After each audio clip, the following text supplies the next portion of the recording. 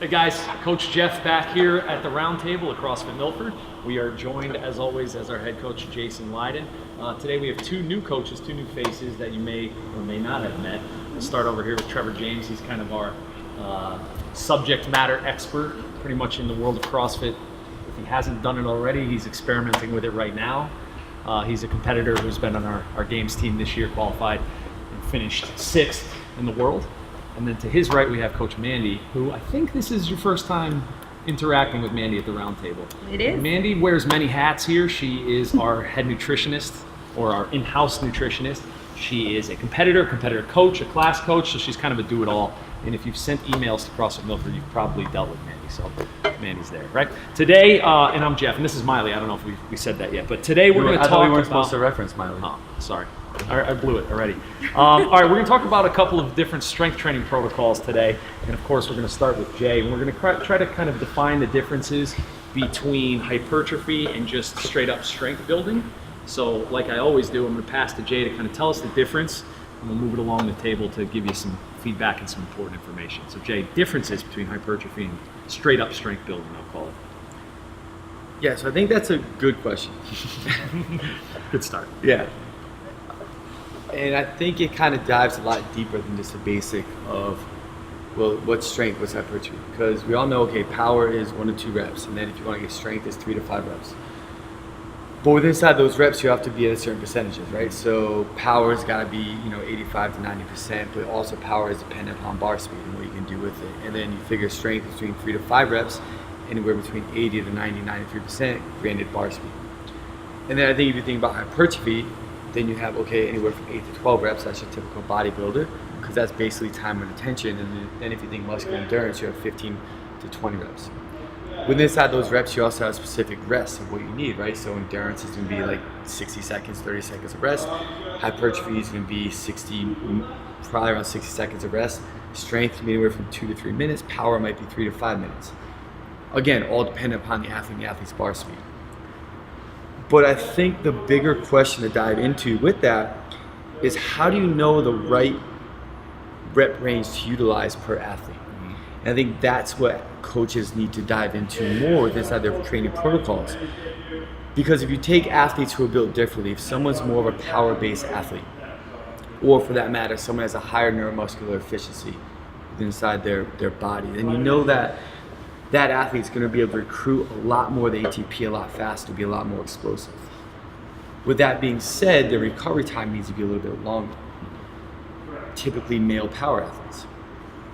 Athletes at a lower neuromuscular efficiency aren't going to recruit as much, so that power output, that bar speed at high percentages isn't going to be as aggressive. But for that matter, they're going to be able to recover a lot faster. They can probably sustain higher volume in that 80 to 85% range, possibly 90% range, because they can recover and rejuvenate quicker to perform the next rep. So I think from a strength building perspective, if we talk about strength in reference to 3 to 5 reps, 80 to 90% of your max, then you have to first understand who the athlete is and what's going to essentially allow them to acquire a bigger adaptation within inside their training, and then power, and et cetera, right? And I think what I want to do now is pass it to Trevor and Mandy. We'll go Trevor first, because they are two opposite athletes. And I think like Trevor had definitely came into the sport more on the power-based side, high neuromuscular efficiency. And over the span of 5 years, this had to be a give and a take. Where to get Trevor exceptionally good at CrossFit, we had to make him a little bit more low neuromuscular efficiency, but at the same point, he's been able to maintain high power bar speed outputs at high percentage of his max, right? So Trevor can talk about kind of like, so I want to pass that to Trevor and think about when you're talking about training and getting stronger, what are some things that you think about?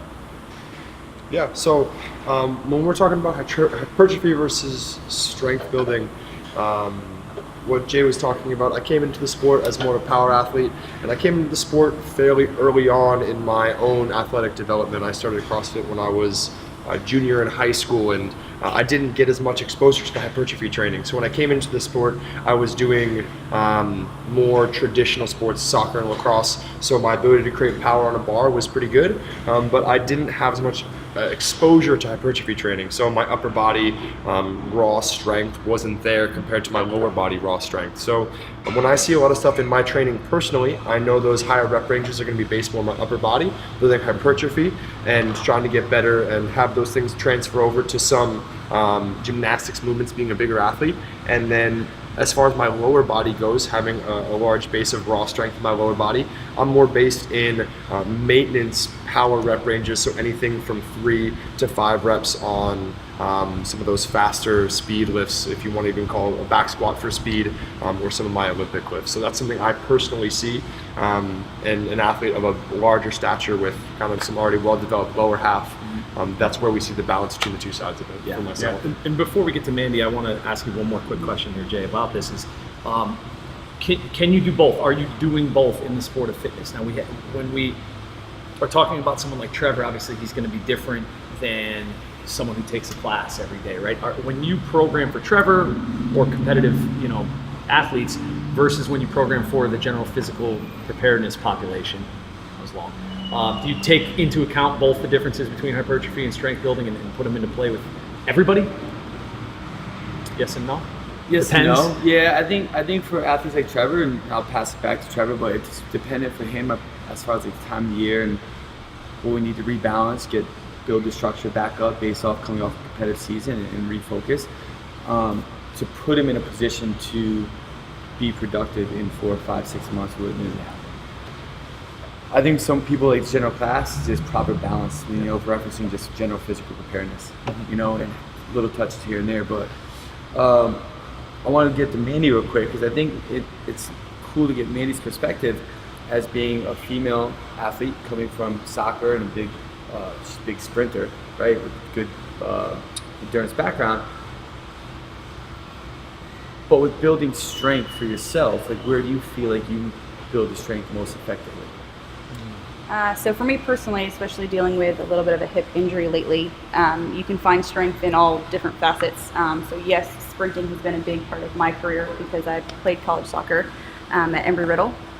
But as far as for me now, because squatting is not an option. So right now I'm focusing a lot on either front rack or back rack, barbell step-ups, getting myself underneath the yoke, sled, pushing, pulling, anything that's going to try to really taxi the lower body without having that hip hinge.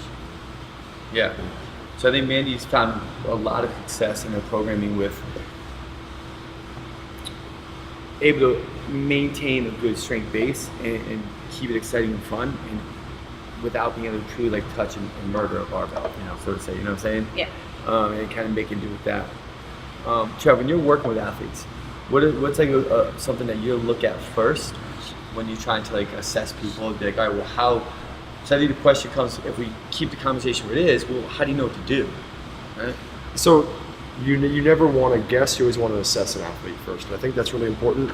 Getting to know athletes, you put them through a wide variety of tests. So anytime I meet an athlete for the first time, they can tell me they've accomplished certain things, but I want to see what it's like. You're not always going to hit those numbers. You could say my PR is this and I hit this, and I understand those things. There's differences between having a great day and having a semi-good day. But we want to test differences in things on speed strength versus raw strength. I think it's just a really basic concept where you could be a great squatter, but that doesn't always transfer over to your clean. You could be a great presser, but that doesn't always transfer over to your jerk. So you want to look at the difference between those two, and it might be lacking some raw strength and work we might use in hypertrophy just to get the shoulders stronger, or we could be lacking some ability to create bar speed, and we'll go into reactive strength when we talk about jerks and snatches and stuff like that. So you've got to assess where they're at and then try to start closing the gaps between those differences. Cool. Yeah, I think what it boils down to is a lot of this is always going to be athlete specific, and the answer is always going to be it depends. But we're trying to give you some good information on the difference between the both.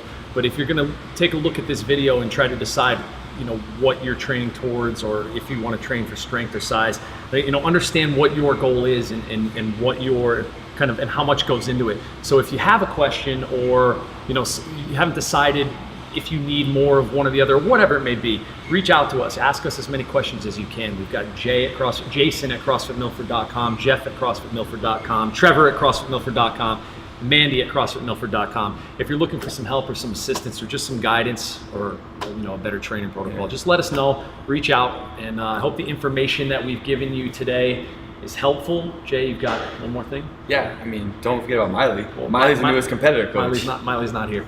Yeah, so reach out to us. Come follow us at competitors.crossfitmilford.com for training protocols. Yeah. And we'll see you next time. Thanks, guys. See you next one.